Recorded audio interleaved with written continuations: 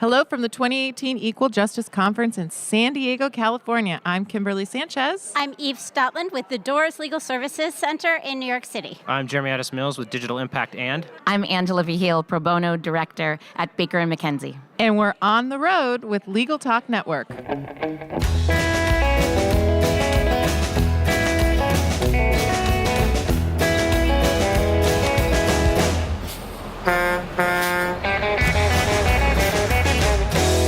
And we're back.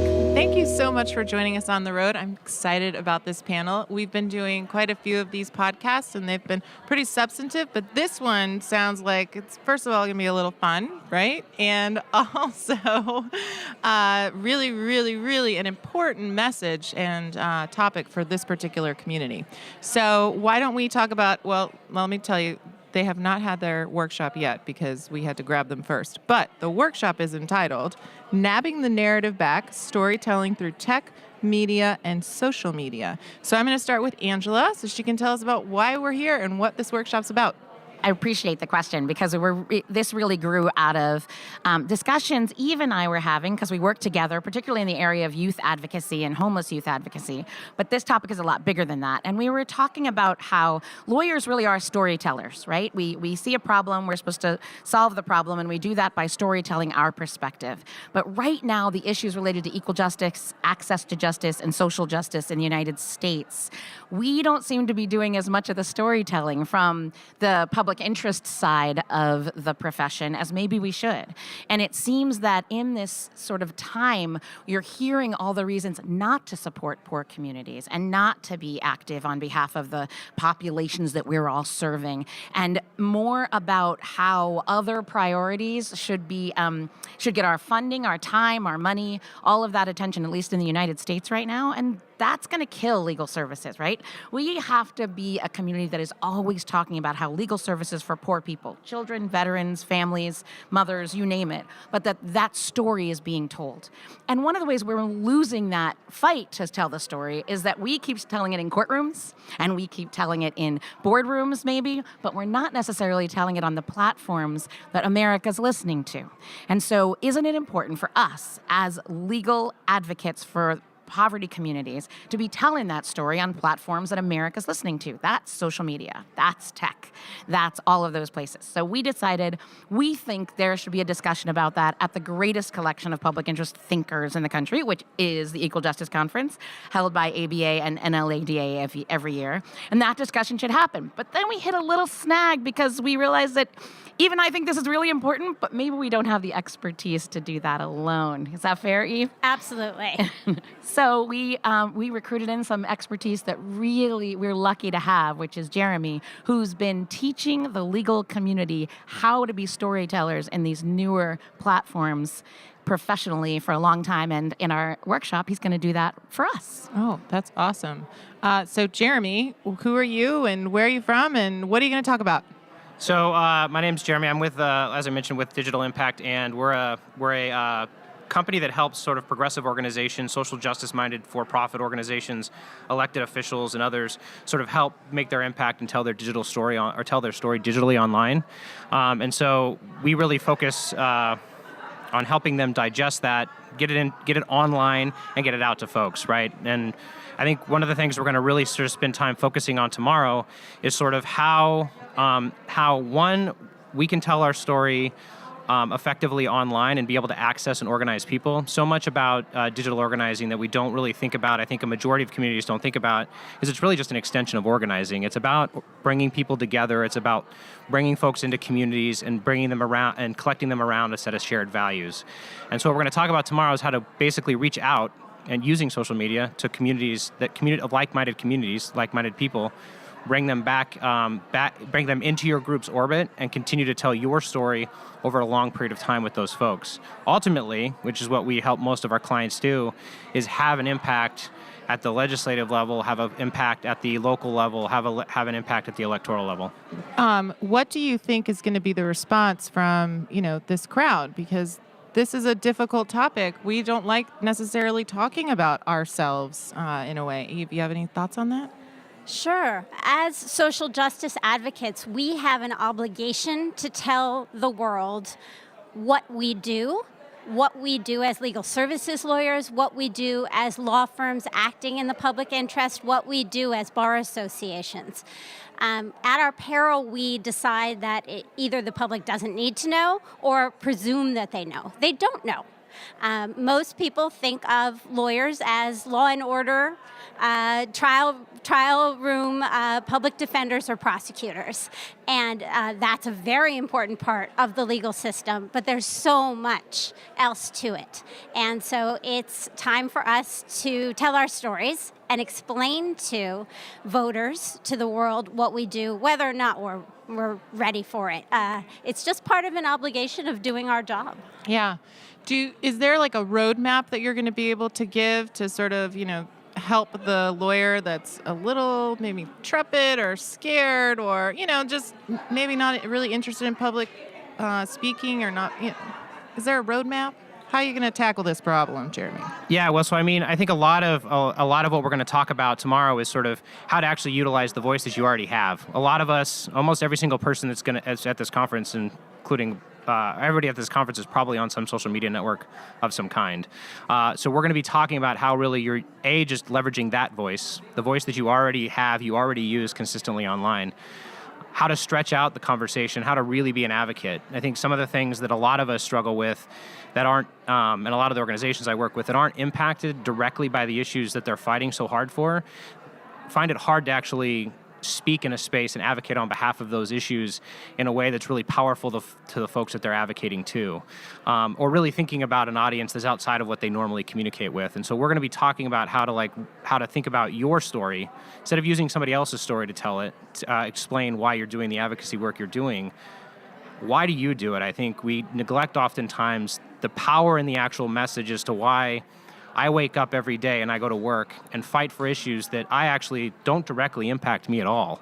But I do that, and that's a very powerful message for folks who are also not affected by the issue and need to be brought into it, right? I think sometimes we too often always rely on the stories of the people we're helping instead of trying to propel our own stories. Instead of our story. That's fascinating. I think that's going to be something that for sure this group will be, surprised by. Because we are so good at just wanting to talk about our clients. Is that right, Angela? That's right. And we don't want to stop doing that. But there's what Jeremy is teaching us and is going to teach our whole group in the room is really about how different pieces of messages hit people differently. And for some people, it will be listening to an account of the mother who at the border lost her 7-year-old son and hasn't seen him since detention took them both in different directions. But for others, it will be the story of the pro bono volunteer and how they felt advocating and meeting with this mother while she cried in their arms, talking about how she just has to see her son. And for still others, it will be the story of the, overworked and under-resourced legal aid lawyer who is there at the border doing interviews, trying to recruit lawyers, trying to get people to come, how they, get home at 9 o'clock every night and work during the evening to get prepared for the next day and what they had for breakfast. And personal stories, those are 3 different personal stories about the same issue. I think messaging is something that lawyers know all about. We all know if you're a leader in the community, you got a message in elevator-sized bites. If you're a trial lawyer, you've got a message in courtroom language, for sure. And we are on social media, but we don't own social media. And so how is it any surprise to us that when funding comes up for Legal Services Corporation, most of the people in America don't notice or maybe even care because we haven't made it relevant to them. And I will get Facebook posts from moms of the kids that my kids are in classes with about issues that they really care about. Why on earth am I not going right back to them with Facebook posts about, well, you really want to know what I care about? Access to justice. And that's legal services funding. Let's talk about that. Let me show you how that affects me. It's got to be in everything that we do or we could lose the fight. I see. So in this digital world, right, because that's what we're really focused here on, right? How did you guys come up with, let's focus on the digital stuff? I mean, because you do create these conversations there. Well, I think all media platforms are important, and at all times in our causes, we should be looking to print media, to TV. But I think that for most of the lawyers I know, the digital media is the most mysterious, and that people are quite passive users, and we're trying to turn them into active users. And we're trying to turn them into active users who also give action items. And that's something that Jeremy's going to talk about, and that is tough for us. As lawyers, we're used to, well, we're going to fix it ourselves, right? We fix things for other people. Clients come to us. But what we need to do on digital platforms is offer people a way to get involved. They may be inspired to volunteer. They may be inspired to give money. They may be inspired to write to their legislators. But these are not things that as a lawyer, I'm used to doing. I'm used to telling people information. Here's something to read. I want to tell them how to take action. And in particular, right, because we use social media a lot personally. Right? So how do we translate and how do we sort of, transition into being much more of an advocate and utilizing that platform? And let me point out that another inspiration for this and why we're having this conversation is because of young lawyers and young advocates in particular. I work at a very large law firm with 75 offices in 47 countries around the world. And as new lawyers come into our firm, they went to high school on phones and computers and platforms. They have never known a world where they weren't communicated to digitally for important things, not in addition to their regular life, for their regular life. So you're not going to engage a generation of people that have always communicated that way by starting on the outside. You're That's going right. to have to join We that break up discussion. with people via text message nowadays, right? So talk about that transition if you can. Well, and I think some of the things to really consider, and a lot of the clients we work with are sort of, I think up until about 10 years ago, folks sort of, I think, looked at social media. It was brand new. Nobody really knew what to make of it. I think over the course of the last probably 5 or 6 years, it's been an option. People have sort of considered it. I think when you're talking about it, it's like, well, we're there. We put stuff online. We communicate with families. Organizations specifically they'll have a page. They'll put, occasional content on there. But I think what has clearly really happened in the last couple of years, I think, and most people are just now starting to recognize, is that the digital space is actually quite influential, right? As traditional forms of media become more and more decentralized, if we're not putting our voice in those spaces, we're not actually controlling the conversation, or in fact, actually even influencing the conversation in any way. And so I think really when we're working with, what we'll be talking about tomorrow, and what we typically work with our clients on, is really understanding how they can leverage the tools. And part of the challenge on digital is it's changing all the time, right? I mean, generations, the generation that grew up on social media and grew up in the early stages of and Facebook and some of these early networks are different than the generations that are now coming into sort of voting age, who grew up sort of in actually a post sort of Facebook sort of realm and are now using other types of platforms and engaging in different ways. And I think one of the challenges that organizations struggle with is keeping up with the changes. And so we're going to focus tomorrow on a lot of like how you should apply your message across the board, regardless of the particular platform that you're using, because really the story's the same. It's just the tool's a little bit different. And once you sort of get comfortable with how to tell your story, utilizing any of these platforms is just a sort of a technical thing. Okay.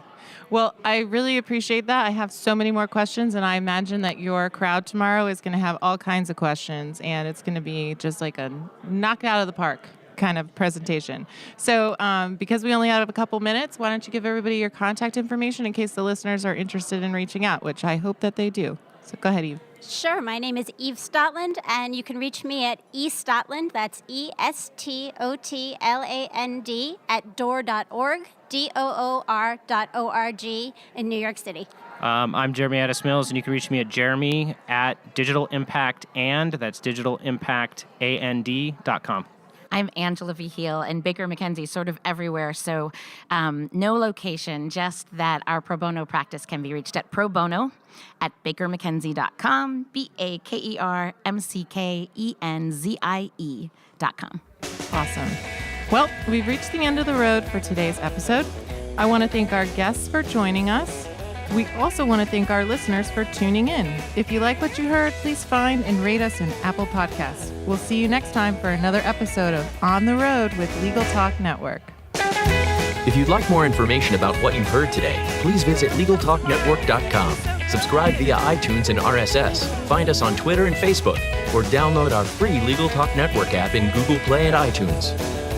The views expressed by the participants of this program are their own and do not represent the views of, nor are they endorsed by, Legal Talk Network, its officers, directors, employees, agents, representatives, shareholders, and subsidiaries. None of the content should be considered legal advice. As always, consult a lawyer.